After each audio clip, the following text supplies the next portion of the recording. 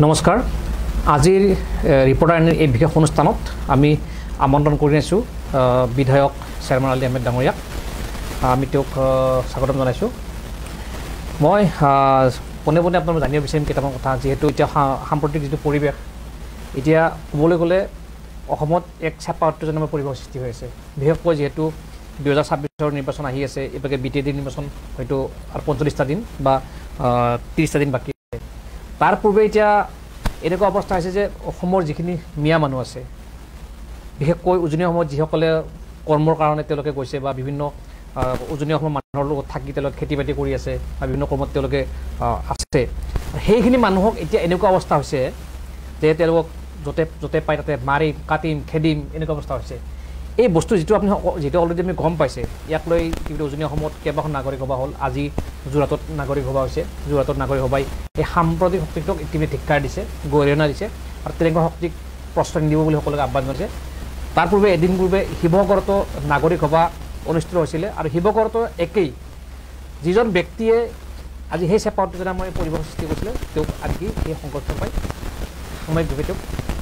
বিশ্ৰাম দিয়া বুলি কৈছে বিশ্ৰাম দিয়া হৈছে এই যিটো পৰিৱেশ সৃষ্টি হৈ আছে বৰ্তমান ইয়াৰ আৰু জড়িত হৈছে আৰু কি হৈছে অকণমান আপুনি যিহেতু আমাৰ বা এই যিখিনি মিয়া জনগোষ্ঠী মানুহ আছে বা মিয়া মানুহ আছে তেওঁলোকে কৰ্মৰ কাৰণে তেওঁলোকে উজনি অসমত আছে বা বিভিন্ন স্থানত আছে তেওঁলোকৰ যিটো এতিয়া এটা ভয় ভাৱ হৈছে তেওঁলোকে কি কৰিব ক'ত যাব কেনেকৈ থাকিব উচ্ছেদৰ কথা আমি পিছত পাতিম প্ৰথমে আমি এই উজনি অসমক লৈ যিটো এতিয়া এটা পৰিৱেশ সৃষ্টি হৈছে সেইটোক লৈ অকণমান আপুনি কি ক'ব বিচাৰিব চাওক ভাৰতৰ সংবিধানৰ 19 অনুচ্ছেদ মতে ভাৰতীয় নাগৰিক এজন ভাৰতৰ যিকোনো ঠাইত যিকোনো কৰ্ম কৰি খাব পাৰে সা সম্পত্তি আহৰণ কৰিব পাৰে আজি এই যে যিটো উজনি অসমত যিটো চলি আছে প্ৰথম কথাটো হ'ল এই মানুহখিনি ভাৰতীয় হয় নে নহয় যদি ভাৰতীয় হয় তেতিয়াহ'লে সংবিধানৰ 19 অনুচ্ছেদ অনুসৰি কোনো মানুহে তেওঁলোকৰ কৰ্মৰ পৰা বিৰত ৰাখিব নোৱাৰে বা তেওঁলোকে বাসস্থান বা সম্পত্তিৰ আহৰণ কৰিলেও তাৰ পৰা বঞ্চিত কৰিব নোৱাৰে তেনে ক্ষেত্ৰত কিছু চান্দাজীৱী সংগঠন আৰু আপুনি এজন মানুহৰ কথা ক'লে তেওঁৰ এই ধৰণৰ অসামাজিক ইতৰ চান্দাজীৱী প্ৰাণীটোৰ নামটো মোৰ মুখেৰে উচ্চাৰণ কৰিবলৈ মন নাই এনেকুৱা এই সংগঠনবোৰ হ'ল আচলতে কি ক'ব ভিখাৰী বুলি ক'লে মই ভাবোঁ অত্যুক্তি কৰা নহ'ব যিসকলে নিজে একো কাম নকৰে কোনো ধৰণৰ নলেজ নাই অনলি নিজৰ ঘৰৰ ভিতৰত নিজৰ গলিটোত যেনেকৈ কুত্তাবি শ্বেৰ হোতা হয় তেনেকুৱা তেওঁলোকৰ চৰিত্ৰ নিজৰ অঞ্চলত দাবী ধমকি দি এই দুখীয়া মানুহখিনিক তেওঁলোকে অত্যাচাৰ কৰিছে তেওঁলোকৰ ইমান সাহস আছে যাওক ন অসমৰ বাহিৰত গৈ দাদাগিৰি কৰকচোন চাওঁ নেচ পেলাই থাকিব গুৱাহাটীৰ পিছত কুকুৰৰ দৰে নেচ পেলাই থাকিব এওঁলোকে এইবোৰক বৰ সাহসী বা দুৰ্দান্ত নকয় এইবোৰক কয় ভিখাৰী বেলেগৰ টকাৰে জীৱন জীৱিকা নিৰ্বাহ কৰা ইতৰ প্ৰাণী আপোনাৰ গলি মে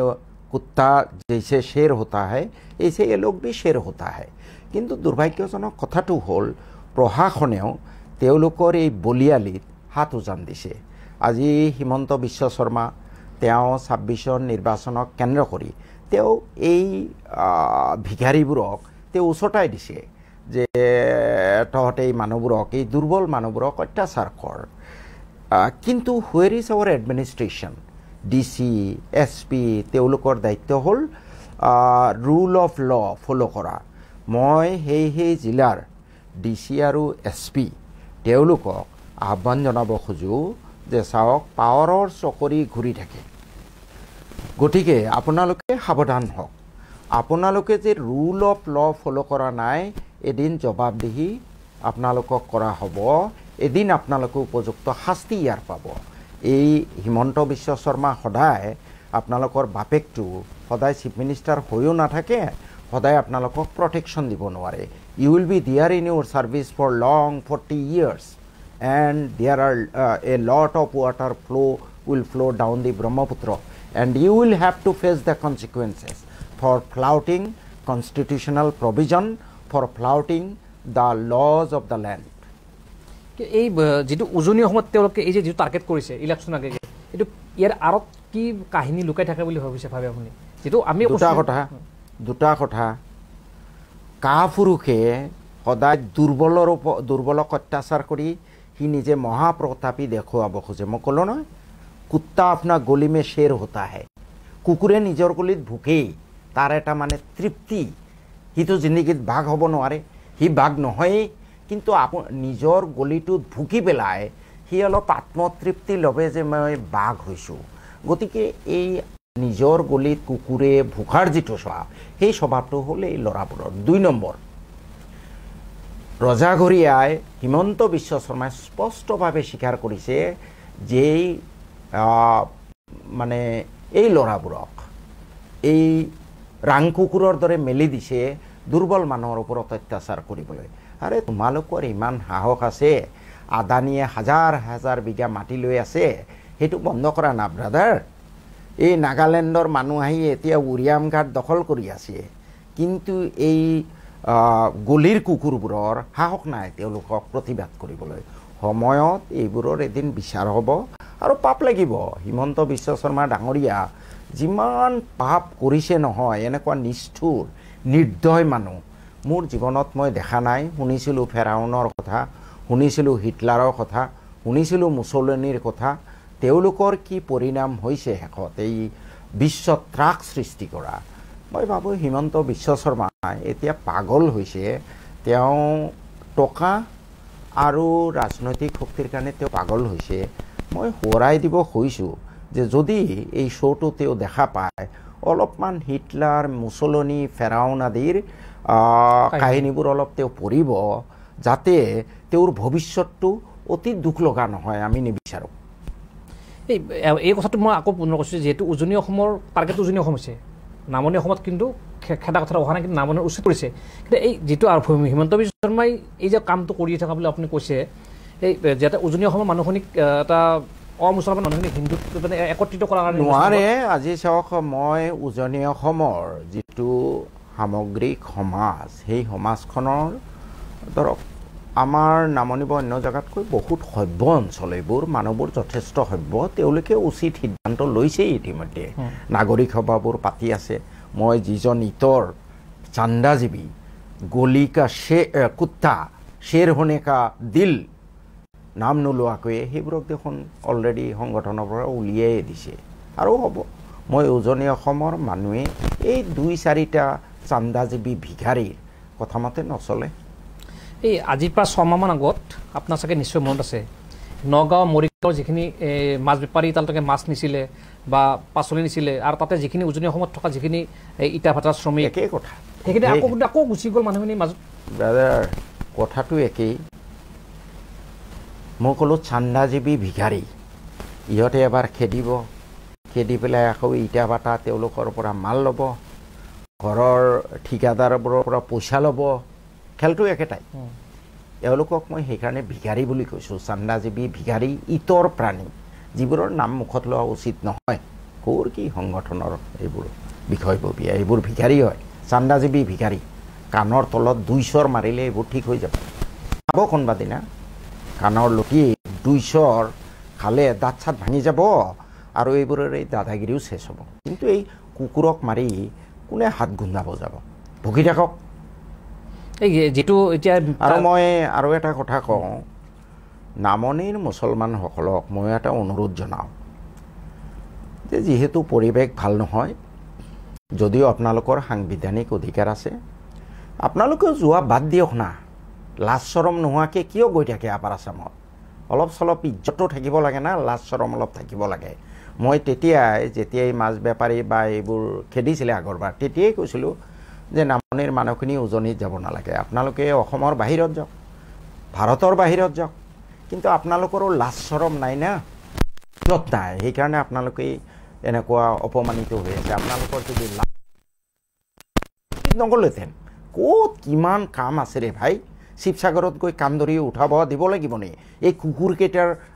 আঙুলিৰ ঠাৰত নাচিব লাগিবনে আপোনালোকৰো লাজ শৰম নাই ভাই মই এতিয়াও আহ্বান জনাওঁ, যদি লাজ চৰম আছে উজনিত নাযাব। কোনোবা আপোনাৰ ইটা ভাটাৰ মালিকে হওক, কোনোবা ঠিকাদাৰ হওক, চুক্তি কৰিব লাগিব যে চুক্তি কৰা, কোনো ধৰণৰ অসুবিধা হ'লে তোমালোকে দায়িত্বভাৰ ল'বা আৰু এই কুকুৰকেইটাক ক্ষমা খুজিব লাগিব, তেতিয়া যাম। নহ'লে তোমালোকে ধৰাচোন, তোমালোকে কি নাখাই মৰিবানে? নামনিত কাম নাই? লাজ চৰম অলপ থাকিব লাগে ৰে ভাই নিজৰ। সদায় কাণ ধৰি উঠাব দিয়া আৰু কুকুৰবোৰৰ আঙুলিৰ ধাৰত নাচি দেখা। কিয় নোযোৱাকৈ থাকিব নোৱাৰা? আপোনালোকে নোযোৱাকৈ থাকক, নাযাব, ইজ্জত নাই। সেইকাৰণে আপোনালোকৰ এনেকুৱা অৱস্থা আল্লাহ তালাই কৰিছে, আপোনালোকৰ ইজ্জত নাই। ইয়াৰ মাজতে যিহেতু এতিয়া বৰ্তমান যিটো বিজেপিৰ শাসন চলি আছে আৰু বিজেপিৰ শাসন চলি থকা সময়তে কিন্তু বিজেপিয়ে বাৰে বাৰে মুখ্যমন্ত্ৰী হিমন্ত বিশ্ব শৰ্মা বা বিজেপিৰ সভাপতিকে ধৰি বিজেপিৰ যিসকল নেতা আছে তেওঁলোকে বাৰে বাৰে কৈছে যে আমাৰ মিয়াৰ ভোট নালাগে আমাক। তাৰপিছতো এই যে বিজেপিৰ যে কিছুমান নেতা আছে তেওঁলোকে কিন্তু বিজেপিক কিন্তু এৰি নাহে আৰু বিজেপি মুছলমান আছে কিছুমান লাজ চৰম নোহোৱা, মানৱতাহীন, টকাৰ খকুৱা মুছলমানহে বিজেপিত থাকে। যিসকলে টকাৰ কাৰণে নিজৰ মাককো বিক্ৰী কৰিব পাৰে তেনেকুৱা মানুহে বিজেপিত গৈছে। অমানুহ এইবোৰ, কিয় মুছলমান এইবোৰ অমানুহ, মানৱতা নাই, টকাৰ খকুৱা এইবোৰ, ঘিণ লাগে এইবোৰৰ কাৰণে। বাৰে বাৰে অপমান কৰি আছে বিজেপিয়ে, বাৰে বাৰে। এইবোৰ মানুহ নহয়, এইবোৰ চালা পশুতকৈ অধম, এইবোৰ টকাৰ খকুৱা। মই ক'লো নহয়,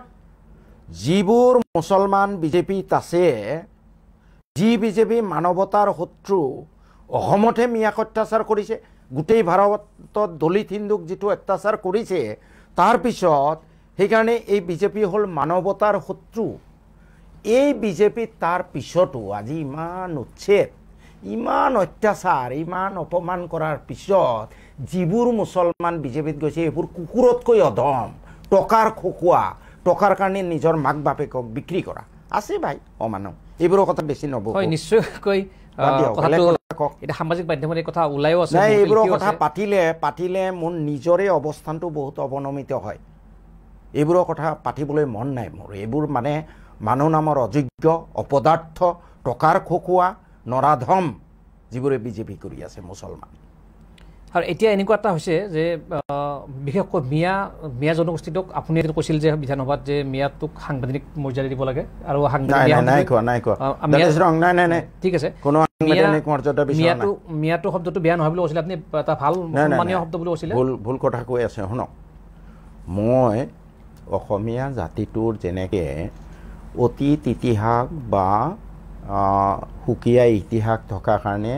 এটা এটা জনসমষ্টিৰ নাম এটা আছে, যেনেকৈ আহোম, ৰাভা, মিচিং, মৰাণ, মটক, চাহ জনগোষ্ঠী, তিৱা, ঠিক তেনেদৰে এই জনগোষ্ঠীটোৰ মানুহখিনিক বুজাবলৈ মোৰ ব্যক্তিগত মতামত আছিলে যে তেওঁলোকৰ নামটো মিয়া হ'ব লাগে। এইটো কোনো সাংবিধানিক স্বীকৃতিও নালাগে, একো নালাগে। কমিউনিটিৰ মানুহে সিদ্ধান্ত ল'লে হ'ল, কমিউনিটিৰ মানুহে নামানিবও পাৰে। মই কোন এই জনগোষ্ঠীৰ মানুহটোৰ নাম দিবলৈ? মোৰ ব্যক্তিগত মতামত যে এই জনগোষ্ঠীৰ নাম মিয়া হ'ব লাগে। বহুত পণ্ডিত ওলাইছে মিয়া হ'ব নালাগে, হ'ব তেতিয়াহ'লে আপোনালোকে সন্দেহযুক্ত বাংলাদেশী শুনি থাকক,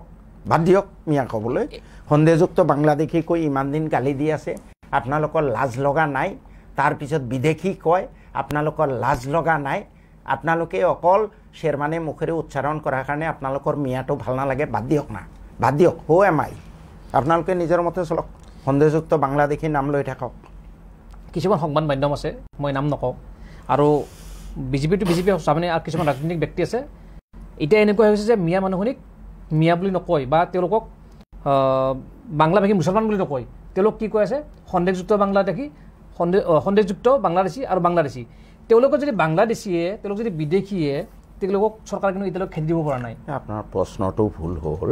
আপুনি কি ক'লে সন্দেহযুক্ত বাংলাদেশী বুলি নকয়? কিয় হ'ব? মই আপোনাক বাংলাদেশী বুলি ক'ম নেকি? নাই বুজিছেন, বাংলাদেশী মুখেৰে ক'লেই বাংলাদেশী হৈ যায় নে? সেই কথাটো কৈছোঁ, কাগজে পত্ৰই প্ৰমাণ হ'ব লাগিব।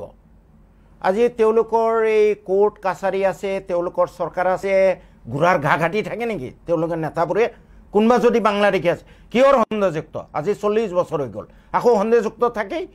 কোনোবা বাংলাদেশী আছে যদি চিধা টালি টোপোলা বান্ধি বাংলাদেশ পাকিস্তানত পঠিয়াই দিব লাগে। এইটো কিয় নকৰে পুৰুষৰ দলে? বাংলা দেখি আৰে সেই কথাটো আপুনি জানে মই জানো যে মিয়া মানে বাংলাদেশী নহয়, মিয়া মানে সন্দেহযুক্ত নহয়, কিন্তু তেওঁলোকে এতিয়া অভিহিত কৰিছে যে মিয়া মানে এতিয়া বাংলাদেশী, মিয়া মানে সন্দেহযুক্ত। এই বস্তুটোক লৈ এইটো অসমত 40 বছৰ চলি আছে। মই এতিয়া ভগৱানৰ ওচৰতে প্ৰাৰ্থনা কৰিছোঁ, ভগৱানে আমাক সুমতি দিয়ক। কিয় পাগলৰ নিচিনা আমি এইবোৰ বকি থাকোঁ কোনোবা ৰাজনৈতিক দলৰ ইচাৰাত বাংলা দেখি, সন্দেহযুক্ত বাংলা দেখি। আৰে চালা তোমাৰা কোৰ্ট কাহা গিয়া, পুলিচ কোৰ্ট গ'ল, DC গ'ল, আৰু এই কুকুৰকেইটাই গৈ নিজেই আইন কানুন হাতত ল'লে। DC কোৰ্ট গ'ল, SP কোৰ্ট গ'ল, দেশত আইন কানুন নোহোৱা হৈছে। হিমন্ত বিশ্ব শৰ্মা ইচৰাত নাচি আছে। হিমন্ত বিশ্ব শৰ্মাই অলপ টকা ছটিয়াই দিছে, গু অলপ ছটিয়াই দিছে, খাই পেলাই ভুকি আছে কুকুৰৰ নিচিনা। তাৰমানে অসম আন্দোলনৰ পিছৰ পৰা অগপ দল গ'ল বা বিভিন্ন ৰাজনৈতিক দল গ'ল, মানে প্ৰতিটো নিৰ্বাচনৰ আগত যেনেকৈ ইয়াৰ আগত বিজেপিয়ে শৰাঘাটৰ শেষখন বুলি কৈছিল, তাৰপিছত ক'লে বদৰুদ্দিন ৰাজমল মুখ্যমন্ত্ৰী হ'ব, এবাৰ মানে উচ্ছেদ কৰা আৰম্ভ কৰি দিছে। বা চাওক এইবোৰ কথা, এইবোৰ অতি লেতেৰা নিম্ন মানসিকতাৰ কথা মোৰ পাতিবলৈ মন নাই ভাই। Avoid all this thing. Himanta Biswa শৰ্মাই যিমান লেতেৰা ৰাজনীতি কৰি আছে, মোৰ এইবোৰ পাতিবলৈ মন নাই ভাই। মানুহৰ যদি শুভবুদ্ধি মানুহৰ হয় শুভবুদ্ধি উদয় হওক, নহ'লে ধ্বংস হৈ যাওক, যি হয় হৈ থাকক, মোৰনো কি আছে। মই অকলে ধ্বংস হ'ম নে চব ধ্বংস হ'ব, হৈ থাকক, বাদ দিয়ক। এইবোৰ আলোচনা কৰিবলৈ মোৰ মন নাই। কিন্তু চবেই সেই আমাৰ আৰে ভাই আদানী কিমান মাটি দি আছে, মানুহৰ মগজু নাই নি, সোমোৱা নাই নি? এতিয়া যদি হিমন্ত বিশ্ব শৰ্মাৰ আঙুলিৰ ধাৰত নাচি থাকক, let Assam go to the hell, who cares. কিন্তু মই হিমন্ত বিশ্ব শৰ্মাৰ কথা বাদ দি যদি কওঁ, অসমত কেইবাটাও ৰাজনৈতিক দল আছে। AGP আছে, AGPকো মুছলমান ভোট লাগে, কংগ্ৰেছকো মুছলমান ভোট লাগে, চবকে লাগে। কিন্তু যেতিয়া বিপদত পৰে, আজি এই সময়ত যেতিয়া এটা চেপা উত্তেজনাময় পৰিৱেশৰ সৃষ্টি হৈছে, এই সময়ত কিন্তু কংগ্ৰেছে মুকলিকৈ কোৱা নাই যে এইসকলক কিবা তেওঁলোকক সুৰক্ষাটো দিব লাগে, বা মুকলিকৈ কোৱা নাই। নাই, অগপ বিজেপিৰ লগত মিত্ৰ শক্তি, অগপই ক'ব নোৱাৰে। বেচিকেলি অগপ ধৰ্ম নিৰপেক্ষ দল। 10 বছৰ অসম গণ পৰিষদৰ নেতৃত্বত অসমত চৰকাৰ চলিছিলে, আৰু এই 10 বছৰ মুছলমান আটাইতকৈ বেছি সুৰক্ষিত আছিলে। মুছলমানৰ ওপৰত কোনো ধৰণৰ প্ৰবলমন্তৰ 10 বছৰীয়া ৰাজত্বকালত অত্যাচাৰ হোৱা নাই। এতিয়া যিহেতু তেওঁলোক বিজেপিৰ মিত্ৰ শক্তি, তেওঁলোকক মুছলমানৰ ভোট লাগিব পাৰে, কিন্তু তেওঁলোকে মুছলমানৰ বিৰুদ্ধে হোৱা অত্যাচাৰবোৰৰ বিৰুদ্ধে টু শব্দ এটা উচ্চাৰণ কৰিব নোৱাৰে। এইটো হ'ল অগপৰ কথা। কংগ্ৰেছে স্বাধীনতাৰ পিছৰ পৰা এই মানুহখিনিক ন্যায় নিদিলে, এতিয়া তেওঁলোকে হয়তো নেতৃত্বই ভাবিছে যে এইবোৰৰ বিৰুদ্ধে যদি বেছি কওঁ তেতিয়াহ'লে আমাৰ উজনিত ভোট যাব, গতিকে তেওঁলোকে হয়তো চুপচাপ আছে। কিন্তু কংগ্ৰেছ নেতৃত্বক মই বিচাৰিম যে এতিয়া চুপচাপ আছে বাৰু, ঠিক আছে, পোলাৰাইজেশ্যন ষ্ট্ৰং নকৰিবলৈ আপোনালোকে একো মাত মাতা নাই, বুজি পাইছোঁ। বাট পাৱাৰত অহাৰ পিছত দ্বিতীয়বাৰ এই মুছলমানক টুপি পিন্ধাবলৈ চেষ্টা নকৰিব। আপোনালোকে যদি পাৱাৰত আহি ন্যায় কৰিব। This is the first and last warning to Congress. ইয়াৰ পিছত কিন্তু মুছলমানে এতিয়া বিজেপিৰ লাট খাই আপোনালোকক ভোট দিব হয়, কিন্তু দিছ ইজ দ্য লাষ্ট টাইম। আৰু জিন্দগীত আপোনালোকে মুছলমানে ক্ষমা নকৰে। আপোনালোক পাৱাৰত আহিলে কিন্তু ন্যায় কৰিব লাগিব। 80 বছৰীয়া কৰা অন্যায় মোচন কৰি ন্যায় কৰিব লাগিব আপোনালোকে। এতিয়া এটা অন্য এটা প্ৰসংগিক লৈ আহিছোঁ, যিহেতু আপুনি এজন ৰাজনৈতিক নেতা, যিটো ইলেকশ্যন আহি আছে 26ত, যিহেতু আপোনাৰ আগৰ সমষ্টিটো বাগবাৰ সমষ্টি এতিয়া নাই, ডিলিমিটেশ্যনত যিহেতু সমষ্টিটো মিচিং কৰি দিয়া হৈছে, সেইটো যিহেতু আপোনাৰ সেই বাগবাৰ সমষ্টিটোত মন্দিয়াও পৰিছে, আৰু ওচৰে পাজৰে কেইবাটাও সমষ্টি অলপ ভাগ হৈ গৈছে। যিহেতু ৰিপৰ্টাৰ দৰ্শকে সেইটো বা আপোনাৰ যিখিনি নিজৰ মানুহ আছে তেওঁলোকে এইটো নিশ্চয় শুনি আছে যে আপুনি কোনটো সমষ্টিৰ পৰাই খেলা ইচ্ছা প্ৰকাশ কৰিছে, বা কোনটো সমষ্টিত আপুনি লাগি আছে এতিয়ালৈকে? বাগবৰ সমষ্টি দুটা ভাগ হৈ, এটা ভাগ চেঙা সমষ্টিৰ লগত গৈছে, আৰু এটা ভাগ পূৰ্বৰ জনীয়া সমষ্টিৰ লগত লগ হৈ মন্দিয়া সমষ্টি হৈছে। এতিয়ালৈ মই মন্দিয়া সমষ্টিৰ জনগণৰ যিটো মোৰ প্ৰতি আগ্ৰহ, অৱশ্যে মোৰ পুৰণা বাগবৰৰ মানুহখিনিও যথেষ্ট আগ্ৰহ কৰি আছে, কিন্তু মন্দিয়া সমষ্টিৰ মানুহখিনিৰ যিটো আগ্ৰহ, তেওঁলোকে কৈ আছে দল তল নালাগে, চিম্বল নালাগে, চেয়াৰমেন আহিলে হ'ব। গতিকে তেওঁলোকৰ এই আগ্ৰহৰ প্ৰতি সন্মান জনাই খুব সম্ভৱ 99.99% নিশ্চিত যে মই মন্দিয়া সমষ্টিৰ পৰা নিৰ্বাচন খেলিম। নিশ্চয়কৈ ৰিপৰ্টাৰ আনি দৰ্শকসকলে আমি এইখিনি কথা উল্লেখ কৰিছোঁ যে তেওঁ যিহেতু আমি প্ৰথমবাৰৰ কাৰণে আমি গম পাইছোঁ তেওঁ আগত কৈছিল যে মই নাজানো কিন্তু আজি তেওঁ কৈছে যে মন্দিয়া সমষ্টিৰ পৰাই তেওঁ নিৰ্বাচন খেলিব 2026 চনত যিহেতু নিৰ্দিষ্টকৈ যিটো আপুনি এতিয়া বৰ্তমান কংগ্ৰেছ দলতে আছে যদিও আপুনি ছাইডত আছে কংগ্ৰেছ দলৰ পৰাই নিলম্বিত হৈ আছে কিন্তু যদিহে ছাছপেণ্ডটো উঠাই দিয়ে 26ৰ আগত তেতিয়া আপুনি আকৌ কংগ্ৰেছৰ পৰা নিৰ্বাচন খেলিবনে নেখেলে নাই কেইটামান মোৰ স্পষ্টীকৰণ লাগিব নাম্বাৰ 1 শদিয়াৰ পৰা ধুবুৰীলৈ ব্ৰহ্মপুত্ৰ নদী আৰু ইয়াৰ উপনৈসমূহ কংগ্ৰেছ দল পাৱাৰত আহিলে নিয়ন্ত্ৰণ কৰিব লাগিব সামগ্ৰিকভাৱে কৰিব নাই 2 নম্বৰ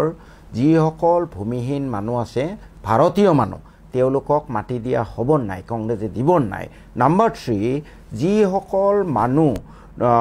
যুগ যুগ ধৰি চৰকাৰী ভূমিত বসবাস কৰি আছে আৰু তেওঁলোকৰ অন্য ঠাইত মূৰ গুজিবলৈ এটুকুৰা ঠাই নাই সেইসকল ভাৰতীয় মানুহক মাটিৰ পট্টা দিবনে নাই অতি কমেও 10টা মান মূল্যৱান ৱাকফ সম্পত্তি উদ্ধাৰ কৰি বাণিজ্যিক ভিত্তিত উন্নীত কৰিব নাই আৰু শদিয়াৰ পৰা ধুবুৰীলৈ যিমান নিৰী মানুহ কোনোবা সংঘাততে হওক বা একপক্ষীয় আক্ৰমণত হওক যিসকল মানুহ মৃত্যুমুখত পতিত হৈছে সেইসকল মানুহক ধৰ্ম বৰ্ণ নিৰ্বিশেষে শিখ দাঙ্গাত ক্ষতিপূৰণ হিচাপে দিয়াৰ দৰে সেই মানুহখিনিক ক্ষতিপূৰণ দিব নাই এইকেইটা কাম যদি কংগ্ৰেছ দলৰ পৰা স্পষ্টীকৰণ পাওঁ যদি তেওঁলোকৰ পৰা মই আশ্বস্ত হওঁ যে তেওঁলোকে পাৱাৰত আহিলে কৰিব ফাষ্ট ইজ ফাষ্ট অন্তত নেক্সট টাইম আহিলে কৰিব তেতিয়াহ'লে মই কংগ্ৰেছ দলতে থাকিম টিকেট দিয়ক বা নিদিয়ক যেহেতু এটা গুৰুত্বপূৰ্ণ কথা তেওঁ 5টা প্ৰশ্ন আগতেও কৈছিল 6টা কৈছিলে কিন্তু যিখিনি কথা আপুনি আজি কৈছে নিশ্চয়কৈ কংগ্ৰেছে কৰিব কাৰণ যিখিনি উচ্চিত কওক না ক'বলৈ অসুবিধা সেই কথাটো কৈছোঁ মই যে কংগ্ৰেছৰ যিসকল আজি নেতা আজি আমাৰ এই অনুষ্ঠানটো চাই আছে বা গৌৰৱ গগৈ হওক বা অন্যই হওক হয়তো গৌৰৱ গগৈ চোৱা নাই যদিও তেওঁলোকে গৌৰৱ কথাটো কওক যে তেওঁ যি 6টা প্ৰশ্ন কৰিছে পূৰ্বৰ পৰা কৰি আছিলে কিন্তু সেই পূৰ্বৰ পৰা কৰি কিন্তু আজিলৈকে কোনো প্ৰশ্ন উত্তৰ আজিলৈকে আপোনাক দিয়া নাই লিখিতভাৱে দিয়া নাই লিখিত দিব নালাগে মেডিয়াটো ক'ব নালাগে but I should get assurance from the president of All Assam Pradesh Congress Committee মোক মাতি নি এইখিনি এচিউৰেঞ্চ দিলেও হ'ব যে শ্বেৰমান চৰকাৰ আহিলে আমি এই কামখিনি কৰিম এনাফ মেডিয়াটো ক'ব নালাগে মই কংগ্ৰেছতে থাকিম মই এইখিনিতে পুনৰ কৈছোঁ কংগ্ৰেছক গৌৰৱ গগৈক কৈছোঁ বা তেওঁলোকৰ যিসকল গৌৰৱ গগৈৰ যিসকল তেওঁলোকৰ এছিষ্টেণ্ট আছে বা তেওঁলোকৰ নেতা আছে তেওঁলোকে হয়তো আজি এই চেমালেৰি কথাখিনি যদি তেওঁলোকে মানি লয় বা তেওঁ মাতি নিয়ে কথাখিনি কয় আগৰ বহু কথা তেওঁ কৈছিলে সেই কথা তেওঁ এতিয়া আজি হয়তো নিশ্চয়কৈ তেওঁ কিছু কথা এৰি দিছে যেনেকৈ লিখিত উত্তৰটো এৰি দিছে কোনটো লিখিত উত্তৰ দিয়া যি প্ৰশ্ন আপুনি কৰিছিলে আগতে যে তেওঁ লিখিত উত্তৰ দিব লাগিব নালাগে সেইটো নালাগে এতিয়া তেওঁ ঠিকে আছে কিছু আগতে মেডিয়াতে স্পষ্টীকৰণ বিচাৰিছিলোঁ কিন্তু বৰ্তমান সমাজখনৰ যি পৰিস্থিতি মেৰুকৰণৰ যি প্ৰৱণতা গতিকে মেডিয়াত নকলেও কাৰণ মিডিয়াই আৰু ডাইভাৰ্ট কৰি দিয়ে গতিকে মিডিয়াত নকলেও মোক যদি কংগ্ৰেছ নেতৃত্বই মাতি পেলাইও কয় যে এই কামখিনি আমি কৰিম মই যদি আশ্বস্ত হওঁ তেতিয়াহ'লে মই কংগ্ৰেছৰ পৰা ইলেকশ্যন খেলিম আৰু যদি এই একক আপুনি কোৱাৰ নিচিনা যে তেওঁলোকে নিবিচাৰে আপোনাক নকয় তেতিয়াহ'লে অন্য দলত বা এজিপি বা ৰাজ্যৰ দলৰ কিবা চিন্তা চৰ্চা কৰিছে নেকি কিবা এজিপি যেতিয়ালৈ বিজেপিৰ লগত মিত্ৰশক্তি হিচাপে থাকিব তেতিয়ালৈ মই এজিপিত যোৱাৰ কোনো প্ৰশ্ন নাই অৱশ্যে এজিপিয়ে বিজেপিৰ লগত মিত্ৰতা ভংগ কৰিলে মই মনে প্ৰাণে বিশ্বাস কৰোঁ এজিপিটো ধৰ্মনিৰপেক্ষ দল সাম্প্ৰদায়িক দল নহয় গতিকে তেওঁলোকে বিজেপিৰ লগত মিত্ৰতা ভংগ কৰিলে তেতিয়া অৱশ্যে ভাবি চাম এজিপিত যাব পাৰোঁ নাই আদাৰৱাইজ এজিপিত যোৱাৰ কোনো প্ৰশ্ন নাই 26ত যিহেতু মই নিৰ্বাচন খেলিমেই কোনোবা এটা ৰাজনৈতিক দলক বিকল্প হিচাপে বাছি ল'ম অখিল গগৈৰ সন্দৰ্ভত আপুনি কি কয় বৰ্তমানলৈ মই যিখিনি পাইছোঁ বিধানসভাতো তেওঁক একদম ওচৰৰ পৰা পাওঁ তেওঁ মোৰ পিছৰ চিটত বহে মানুহজন ধৰ্মনিৰপেক্ষ মানুহ ভাল অন্তৰৰ মানুহ গোটেই অসমৰ সকলো জাতি জনগোষ্ঠী ভাৰতীয় নাগৰিকক লৈ একত্ৰিত কৰি এখন বৃহত্তৰ অসমৰ সপোন তেওঁ দেখে বৃহত্তৰ অসমীয়া জাতিৰ সপোন তেওঁ দেখে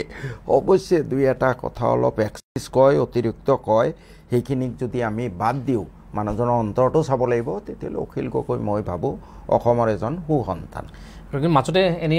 নিউজতো ওলাইছিলে প্ৰকাশ হৈছিলে যে চেয়াৰমেন আলী আহমেদ ডাঙৰীয়াই ৰাজ্য দলত যোগদান কৰিব আৰু তেওঁ মন্দিয়া হিচাপে নিৰ্বাচন খেলিব আৰু এই কথাটো ওলাইছিলে যে জাতীয় কিবা ধৰণৰ মিত্ৰতা হয় কংগ্ৰেছৰ লগত হয়তো মন্দিয়া সমষ্টিটো কংগ্ৰেছে এৰিব লাগিব বুলি এনেকুৱা কথা এটা ওলাইছিলে ভিতৰি কিন্তু হয়তো প্ৰকাশ হোৱা নাছিল কিন্তু এই মই চাওক এইটো প্ৰথম কথা হ'ল কংগ্ৰেছৰ ওপৰত নিৰ্ভৰ কৰিব যদি কংগ্ৰেছে এই 6টা সমস্যা সমাধান কৰিব বুলি মোক আশ্বাস নিদিয়ে বা মই আশ্বস্ত নহওঁ নিশ্চিতভাৱে বিকল্প ৰাজনৈতিক বাছি ল'ম আৰু এই বিকল্প ৰাজনৈতিক দলৰ ক্ষেত্ৰত অৱশ্যেই অখিল গগৈৰ ৰাজনৈতিক দল প্ৰথম অগ্ৰাধিকাৰ ভিত্তিক 1 নম্বৰ স্থানত আছে কিন্তু মই এতিয়ালৈ অখিল গগৈ ডাঙৰীয়াৰ লগত কোনো আলোচনা হোৱা নাই মই অখিল গগৈ ডাঙৰীয়াৰ দলত যদি যাওঁ তেতিয়ালৈ অখিল গগৈ ডাঙৰীয়াক মই অনুৰোধ কৰিম যে মন্দিয়া সমষ্টি আপোনাৰ লগত কংগ্ৰেছৰ মিত্ৰতা হ'লেও মন্দিয়া সমষ্টি এৰি দিবলৈ নক'ব let there be friendly contest কংগ্ৰেছৰ কেণ্ডিডেট দিয়ক ময়ো থাকিম কিন্তু এজিপিৰ লগত যেনেকৈ বিজেপি থাকিলে আপুনি নাযাবলৈ কৈছে যদি কংগ্ৰেছৰ লগত যদি প্ৰশ্ন উত্তৰটো আপোনাক নিদিয়ে তেতিয়াহ'লে সমস্যা নহ'ব জানো আকৌ সমস্যা নহয় হেঁচা মাৰি ধৰিম মিত্ৰতা হ'লে আমাৰ এজন MLA দুজনে প্ৰেপল এলিয়েন্স থাকিলেও যেতিয়া চৰকাৰত তেওঁলোকে ল'ব লাগিব লগে লগে এইখিনি মিনিমাম কমন প্ৰগ্ৰামত থাকিবই যে এইখিনি তোমালোকে কৰা যদি ওপৰলাই কৰাত আমাৰ যদি 4-5জন MLA হয় ধৰক মই অখিল গগৈৰ দলত যদি যাওঁ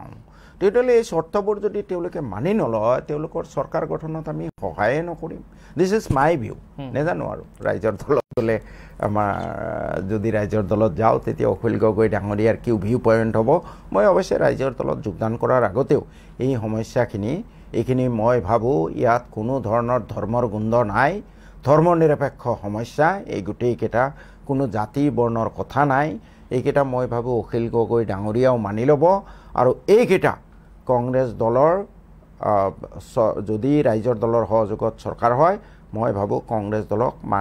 মানিবলৈ বাধ্য কৰাম কিন্তু এনেকুৱা এটা হৈছে এতিয়া য'ত অখিল গগৈ যায় মাইনৰিটি তাত হাজাৰ হাজাৰ মানুহ উপস্থিত হয় ভাষণ শুনিবলৈ তেওঁক চাবলৈ নহয় তেওঁৰ এটা আকৰ্ষণ আছে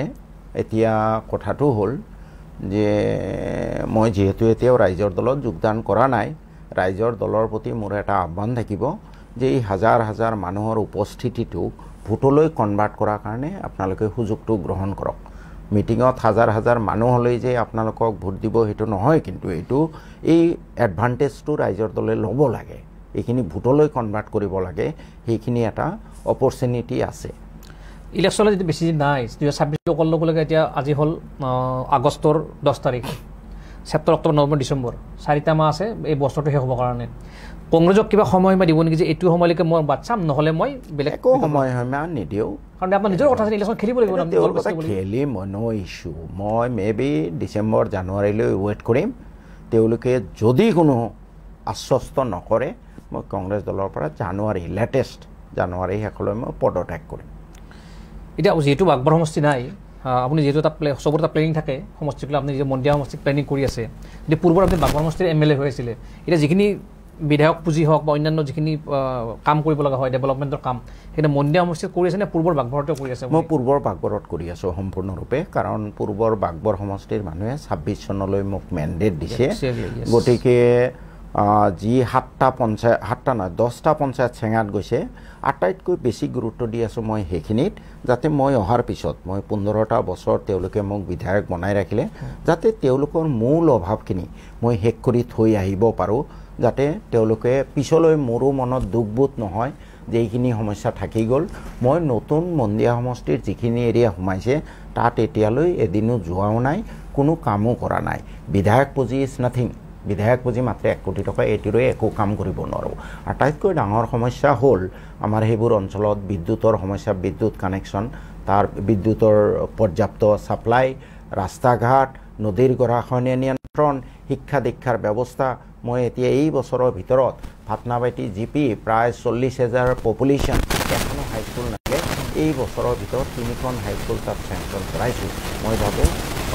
সমষ্টিটো এৰি অহাৰ আগতে সেই অঞ্চলটো এইটো এটা মোৰ ডাঙৰ সাফল্য ঠিক তেনেকৈ আৰু কিছু গুৰুত্বপূৰ্ণ কাম কৰিবলৈ আছে উজিৰৰ কানেকশ্যন দিয়া দলগমালৈ যোৱা তাত টাৱাৰ লাইন বনোৱা 6 সীমানাৰ ফালে এটা 33/11 kV সাব ষ্টেচন বনোৱা 2খনমান হায়াৰ ছেকেণ্ডেৰী বনোৱা আৰু প্ৰায় 50টামান ৰাস্তা পকী কৰা সেইখিনি কামৰ কাৰণে কেইবাটাও হেল্থ সাব চেণ্টাৰ PHC বনোৱা মই মূলত যিখিনি অঞ্চল মোৰ পৰা গুচি যাব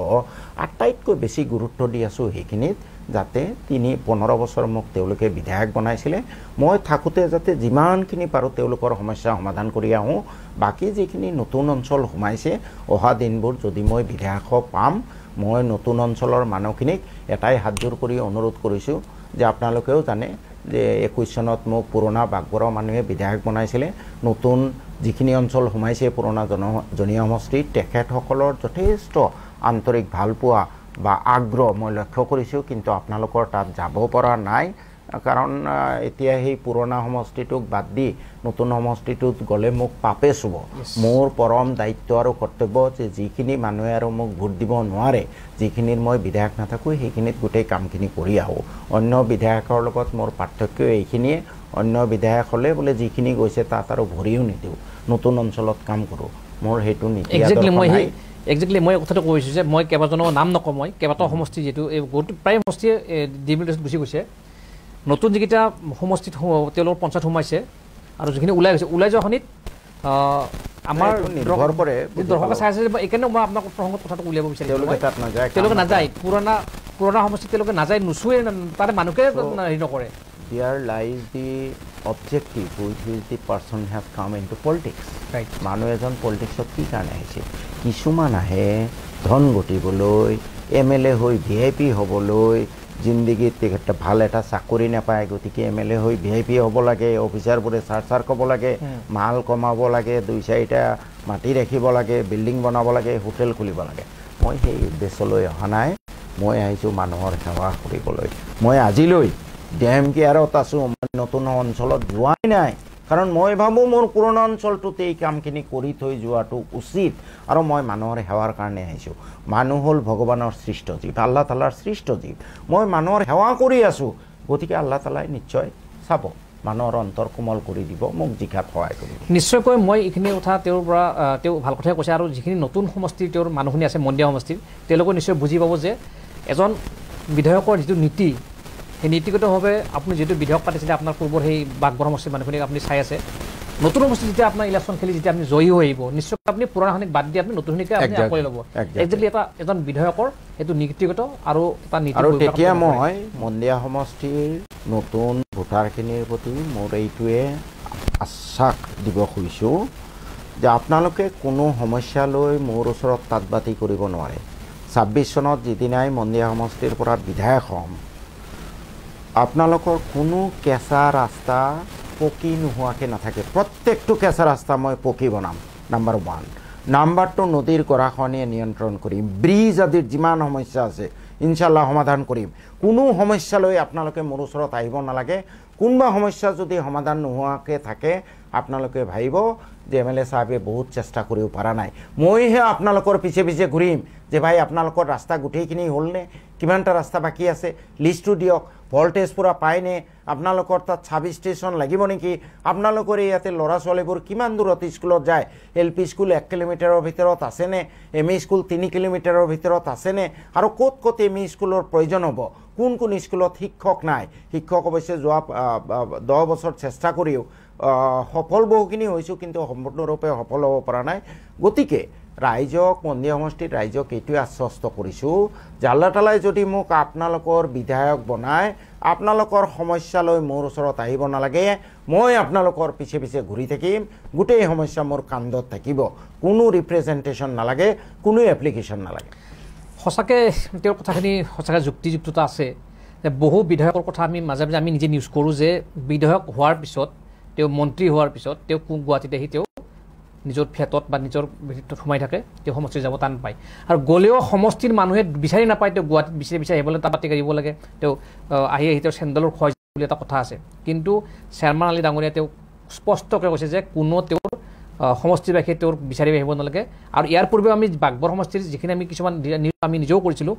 কিন্তু তেওঁ দালালক প্ৰশ্ৰয় দিয়া নাছিল তেওঁ নিজে গৈছিলে নিজে আনকি আমি দেখিছিলোঁ তেওঁ আনকি তেওঁৰ নিজৰ সেই একাংকক ধমকি দিয়াও আমি শুনিছিলোঁ গালি পাৰাও আমি শুনিছিলোঁ যাৰ কাৰণে তেওঁ নিজে তেওঁ লাগিছিলে আৰু এনেকুৱা এজন বিধায়ক লাগে মই কোৱা নাই যে মই এটা কথা মাজতে ক'ব খুজিছোঁ ময়ো গুৱাহাটীত থাকোঁ গুৱাহাটীত বহুত সময় ময়ো থাকোঁ কাৰণ সমষ্টিত যিবোৰ সমস্যা এই সমস্যাবোৰ সমাধান কৰিবলৈ অলপ ৰিচাৰ্চৰ প্ৰয়োজন, গাইডলাইন কৰাৰ প্ৰয়োজন, বিভিন্ন ডিপাৰ্টমেণ্টৰ হেডক লগ কৰাৰ প্ৰয়োজন। গতিকে মই ইয়াত থাকোঁ যদিও ফ্ৰম মৰ্ণিং টু ডন মই ৰাতি 10টা 11টালৈ কামত ব্যস্ত থাকোঁ। আজি কামত ব্যস্ত হৈ আছোঁ। মোৰ তাতে প্ৰায় 152টা ৰাস্তা নতুনকৈ চেংচন কৰাইছোঁ। 152টা ৰাস্তা চেংচন কৰাইছোঁ। তাৰে মোৰ চেঙাত আছে 93টা ৰাস্তা, যিখিনি চেঙাত গুচি গ'ল মোৰ বাগবৰৰ। এতিয়া মই সেই 93টা ৰাস্তা কেনেকৈ ছাৰ্ভেবোৰ সোনকালে কৰাব পাৰোঁ প্ৰায়ৰিটাইজ কৰি আছোঁ। মই সেই কাম লৈ ব্যস্ত আছোঁ। ছাৰ্ভে পাৰ্টি 2 এদিনত পঠিয়াম, মই পঠিয়াম সেই চেঙাত যিখিনি মোৰ অঞ্চল চেঙাত গুচি গ'ল সেইখিনিত মই ছাৰ্ভে পাৰ্টি প্ৰথম পঠিয়াম, যে পিছত আৰু ছাৰ্ভে হ'ব নাই, পকী হ'ব নাই। চ' ময়ো গুৱাহাটীত থাকোঁ, কিন্তু মই ৰাইজৰ কামত ব্যস্ত হৈ থাকোঁ। সমষ্টিত গৈ সমস্যাৰ বুজ লওঁ, প্ৰব্লেমবোৰ লিখি লৈ আহোঁ, আৰু এইটো হ'ল মোৰ গৱেষণাগাৰ, এইটো হ'ল মোৰ কৰ্মক্ষেত্ৰ। ইয়াতে থাকি বিভিন্ন প্লেন প্ৰগ্ৰাম ফাইনেল কৰি কেনেকৈ এইবোৰ ৰূপায়ণ কৰিব লাগে তাৰ কাৰণে চেষ্টা। মই সেই কথাটোৱে ক'ব বিচাৰিছিলোঁ। আচলতে আমি অনুষ্ঠানটো শেষে কৰিম, তাৰ পূৰ্বে মই পুনৰবাৰ কৈছোঁ যে শৰ্মা আলী, বিধায়ক শৰ্মা আলী ডাঙৰ বিৰুদ্ধে কিন্তু তেওঁলোক সমষ্টিৰ মানুহে আজিলৈকে কোনো আমি জানাত অভিযোগ নাই যে আমি বিধায়ক লগ নাপালোঁ, বিধায়কৰ পৰা অমুক ব্যৱহাৰ পাইছোঁ, তেনেকুৱা পাইছোঁ, পোৱা নাই। তেনেকুৱা বহুত পাইছোঁ, আমি বহুত শুনিছোঁ। বিধায়ক সোমাব নিদিয়ে, বিধায়ক খেদি ফুৰে, যাব নিদিয়ে, কিন্তু সেই সমস্যাটো হোৱা নাই। মই আশা কৰিছোঁ তেওঁ নতুন সমষ্টি, মন্দিয়া সমষ্টিও তেওঁ আঁকোৱালি ল'ব। সকলোৱে তেওঁৰ যি পৰিকল্পনা, তেওঁ উন্নয়নৰ পৰিকল্পনা তেওঁ বাস্তৱত পৰিণত হওক, সেই আশা কৰি আজি আমাৰ এই অনুষ্ঠানটো সামৰণি মাৰিলোঁ। Thank U.